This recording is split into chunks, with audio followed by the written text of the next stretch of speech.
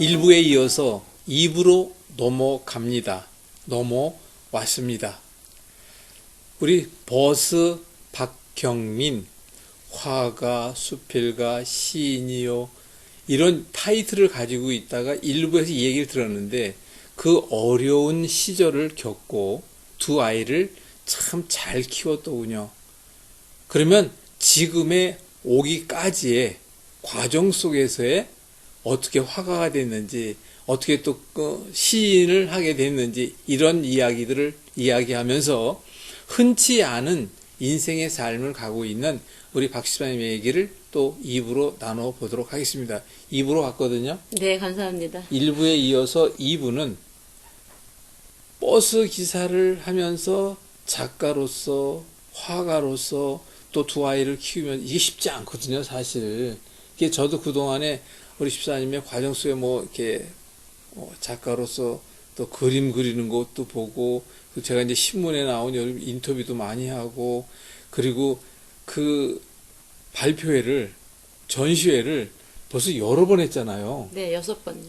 그러니까 그렇게 하기까지의, 야, 버스 운전하기도 바쁜데 어떻게 그렇게 했나? 난 그게 되게 궁금해요. 그러면 우선 처음으로, 아니, 어떻게 버스를 한 거는 이제 알았어요. 어떻게 화가와 시인과 수필, 그거를 한 계기, 시작하게 된 동기가 뭐예요? 그게. 제가 이제 42에 남편을 잃고 하나님한테 직장을 달라고, 온전한 직장을 달라고 기도를 했는데 어느 네. 날 그렇게 이제 버스 여성 운전자를 만나면서 아, 나도 해야 되겠구나. 저런 분도 하는데 왜 내가 못해? 그렇게 해서 이제 도전을 했어요. 그때 마침 서울 시내버스 개편을 하면서 이명박 시장이 버스 중공영제를 시작했습니다. 네네. 제가 그때 어렵게 이제 회사에 취직을 해가지고, 물론 자격도 없고 경험도 없고 경력도 없는데 그냥 하나님이 저한테 길을 열어주신 것 같아요. 경력을 쌓아가지고 오라고 어느 한 회사를 가니까 제가 거기서 울었어요. 저분들은 처음부터 그러면 어디서 경력을 쌓냐고, 나도 여기서 시켜줘야 그렇죠. 경력을 쌓지 않냐고, 네. 그렇게 어거지를 써서 그 회사에 취직을 한 게 바로 저희 흥하는수입니다. 아, 그래서 지금까지도 좀 네, 담고 네, 있는 데죠? 네, 지금까지 제가 흥하는수에서 이제 21년 차가 되었습니다. 처음 입사를 하니까 직구준 아저씨들이 소뚜껑이나 운전하지 여기는 왜 왔느냐, 가슴이 담벼락이니, 엉덩이는 왜 저렇게 흔들고 다니니, 정말 치욕스럽고 수치스럽고, 정말 애들만 아니면 죽고 싶을 때도 있었고, 애들만 아니면 이놈의 버스 회사를 내가 왜 들어왔나, 그런 생각을 분뜩분뜩 하다가도 다른 데보다는 그래도 월급이 많으니까 네네. 나만 사고 안 내고 잘 다니면 그래도 이제 월급이 많으니까 참자 그렇게 한 5년 정도를 참다 보니까 어느 날 저희 아파트 단지 안에 모란꽃이 이렇게 예쁘게 폈더라고요. 네. 5월에. 네네. 그런데 모란은 사실 꽃 중에 여왕이잖아요. 그럼요. 그래서 제가, 야 이놈들, 죄송합니다. 아니, 말씀하세요. 내가 니네들한테 여왕으로 돼서 나타날 거야. 내가 여왕이 되면 니들이 나한테 와서 다 머리 조아리고 나한테 함부로 험한 말 안 할 거 아니냐. 나한테 다 깍듯이 절하고 깍듯이 여왕마마라고 나를 받들을 것이다. 이렇게 생각하고 모란을 그리기 시작했어요. 네. 사실 어렵더라고요. 아이, 그렇겠죠. 그래서 당연히. 이제 네이버도 보고 청경자 화백의 네. 그 미인도도 훔쳐도 보고 또 내 나름대로 나만의 뭐 특이한 점을 발견해가지고 열심히 그렸어요. 네. 근데 이제 모란이 이렇게 잎이 뚝뚝 떨어져요. 그 떨어진 잎을 보니까 저의 모습이더라고요. 내가 저렇게 떨어져서 이렇게 막 바람에 날아가고 땅에 짓밟히고 그 모습이 내 모습이더라고요. 그래서 하나님, 나를 좀 도와주세요. 그렇게 기도하면서 물 안에 눈물을 그렸어요. 아, 네, 그렇게 물 안에 눈물, 물 안이 울어요.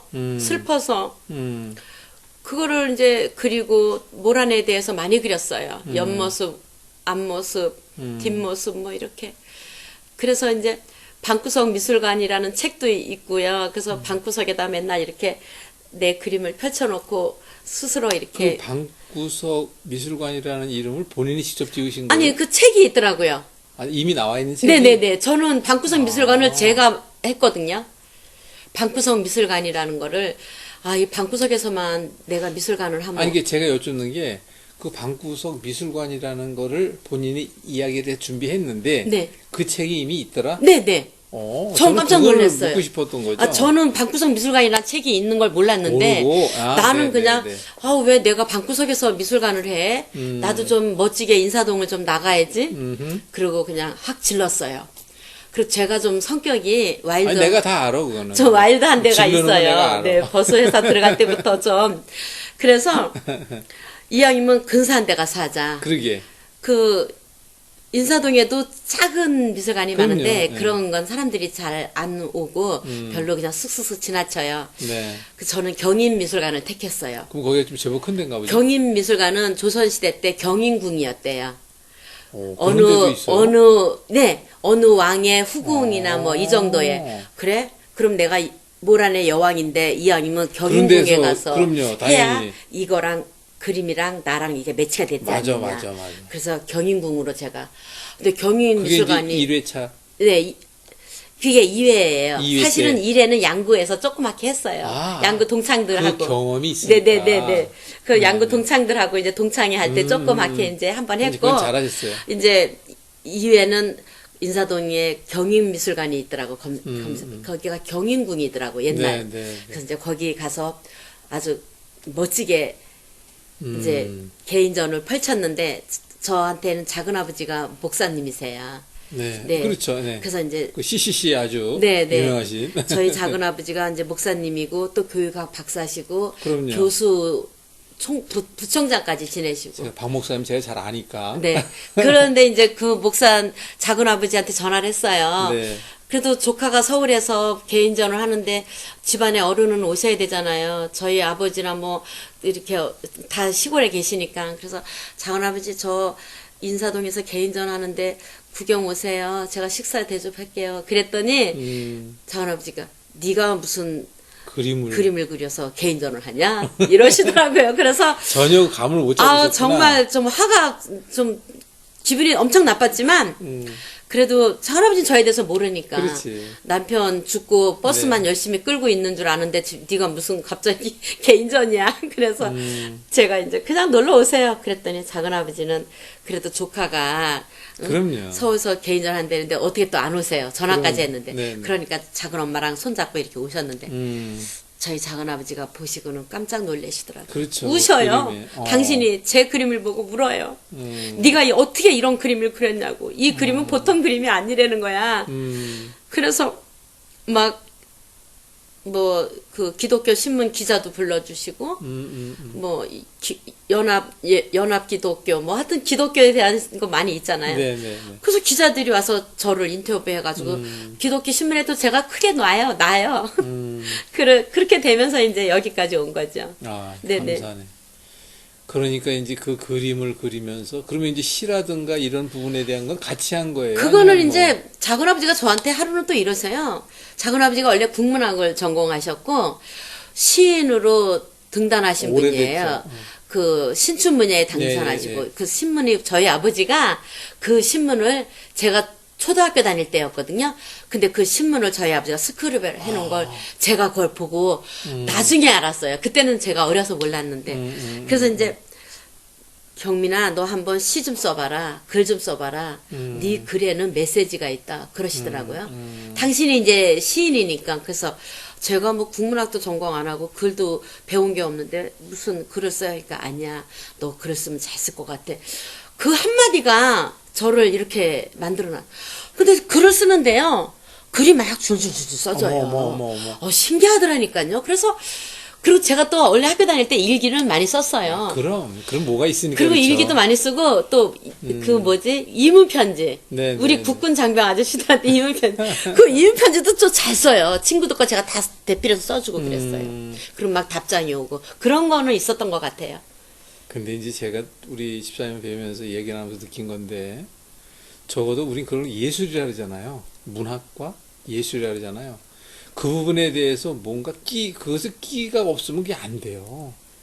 그래서 그런 끼는 제가 볼 때 내가 그럴 줄 알았다는 게, 그 양구에서 어린 시절 그 자연과 함께 더불어 뛰어놀면서 개구리 뒷다리 타령하면서 왔잖아요. 그러한 그 내재되어 있는 그 어떤 그 에너지, 그것이 우리 집사님의 지금에 이르러서의 그 모든 걸 만들지 않아. 저는 그런 생각을 좀 하고 있거든요. 그래서 제가 지금 이렇게 쭉 제가 이제 그림도 좀 보고 시도 좀 받고 수필은 다 읽지는 못했는데, 아무튼 그 내용 속에도 분명히 그런 것이 충분히 감춰져 있어야 저는 의심치 않거든요. 그러면 이제 집사님께서 그림도 이렇게 많이 그리고 있고 또 이제 시도 많이 쓰고 있는데, 지금의 그 마음은 좀 어때요? 사실 진솔한 지금 현실에서의 나의 마음은 두려워요. 두렵다는 하는? 그거는 이제 제가 작가로서 발을 들여놨는데 네. 글을 못 쓰면 어떡하나 이런 두려움이 이제 한 번은 또 슬럼프에 빠졌어요. 제가 국전 초대 작가인데 대한민국 미술대전 수채화 초대 작가인데 네. 내가 어느 날 그림을 또 이렇게 멋들어지게 못 그리면 어떡하나 사람들이 반응이 없으면 어떡하나 그런 두려움이 오더라고요. 그런데 또 한편으로는 하나님이 또 용감을 주더라고요. 다 두려움은 다 물러갈 거다. 당연히. 이렇게. 그래서 이제 글을 쓸 때는 정말 신기하게 막 그래서 저희 노원 문협에 그 이사장 그 사장님이 회장님이 계시거든요. 네. 그 한국 미술협회가 있듯이 한국 문학협회가 있어요. 네, 그 네. 제가 이제 한국문학협회 회원이고 또 제가 노원구 사니까 노원구 문학협회에 들었고 노원구 미술협회에 들었어요. 네. 그래서 노원구 문학협회 회장님은 제 글을 보시고 뭐라고 표현하시냐면 달달하대요. 아, 글이 이렇게 진솔하고 이렇게 쑥 빠져 들어가면서 달달하다 그러더라고요. 난 그 표현이 참 그거 아주 굉장히 의미 있는 칭찬이신데. 네네 좋은 아, 칭찬이잖아요. 그럼요. 그러니까 벌써 떡잎부터 많은 분들이 옆에서 그렇게 참 어려운 현실 속에서도 그림과 시를 같이 이렇게 만들어 간다는 게, 그게 사실 보통 사람들 도전하기 쉽지 않거든요. 주변에 아무리 눈을 씻고 뒤집어 봐도 그런 상황에는 또 물론 있긴 많이 있죠. 있죠. 근데 많아요. 이제 저는 보지를 못했고요. 그래서 야, 참 대단하다. 어떻게. 그리고 사실 뭐 말씀 들은 것도 있겠지만 호랑이는 죽어서 가족을 남기고 사람은 이름 속자라고 하는데, 그 그림과 시와 수필은 영혼이 남잖아요. 그게. 그래서 제가 야, 이게 남다른 일을 하고 계시다라는 걸 좀 알게 돼요. 그래서 지금의 현실 속에서의 본인의 느낌에 대한 걸 그래서 여쭤본 건데, 그러면 지금 그림이라든가 이런 게, 그림은 전시회를 몇 번 했죠? 그러면? 전시회는 이제 6번을 했고요. 제가 6번씩이나? 2월에 네 이제 제가 2월에 지난 또 네 제가 올 2월 올 5월 다음 달? 앞으로 오는 2월에 다음 달이에요. 네, 며칠 안 남았어요. 그렇구나, 벌써. 네. 제가 또 개인전을 준비하고 있어요. 왜냐면 제가 이제 버스 운전을 한 지가 21년째고, 아이고. 제가 올해 이제 정년퇴직을 해요. 네. 그래서 이제 버스 운전을 하면서 마지막으로 개인전을 하고, 앞으로도 개인전을 계속 할 물론 거고, 하겠죠. 뭐 네. 제가 살아있는 한은. 그런데 네. 버스를 끌면서는 이제 마지막이잖아요. 그렇죠. 그래서 이제 은퇴하면서 마지막으로 개인전을 좀 근사하게 하자. 이번에 어디서 하죠? 인사아트 프라자 4층이에요. 이미 다 계약은 다 하셨겠네. 네, 다 그렇죠. 대가는 그렇게 한 달 전에 하루 전에 하는 게 아니에요. 아이, 그럼요. 1년 전, 보통 2년 전. 네. 저를 목사로 만들어 주신 여자 목사님이 있어요. 네. 임 목사님이라고. 그분이, 저는 이제 그분과 함께 이렇게 지내왔으니까 그분도 그림을 너무 잘 그리세요. 네. 맨 처음에 그림을 배우기 시작할 때부터 제가 이제 그걸 봐서 아, 1년에 한 번씩 이제. 개인전을 하시는구나. 개인전을 네, 하세요. 원래 그게 원칙의 화가들은. 근데 시간이 지날수록 그림이 달라지고 네, 그렇죠. 시간이 지날수록 메시지가 정확히 와닿고 그렇죠. 그리고 시간이 지날수록 맨 처음엔 뭐 한 열 몇 개 하더니 아, 너무 네, 많아지는 네, 네, 거예요. 네. 제가 지금 그래서 그 짝이에요. 그래서 제가 이제 그 길을 봐서 알겠기에 이제 집사님도 아마도 그렇겠다라는 네, 생각을 저도 하게 되고 이제 있는데 양구에다가 네. 이제 기양하면 제가 그렇게 양구가 싫었는데 이제 고향을 그렇죠. 가려고 양구에다 조그만 초가집을 하나 마련했어요. 너무 멋있다. 네, 그래서 이제 거기 가서 후배 양성도 하게 되면 하고 또 이제 갤러리 카페 같은 거를 구상을 하고 있거든요. 퇴직하면. 네. 너무 멋있다. 그래서 이제 그림도 에, 막 에, 에. 사람들이 팔라 그러면 저는 거의 안 팔아요.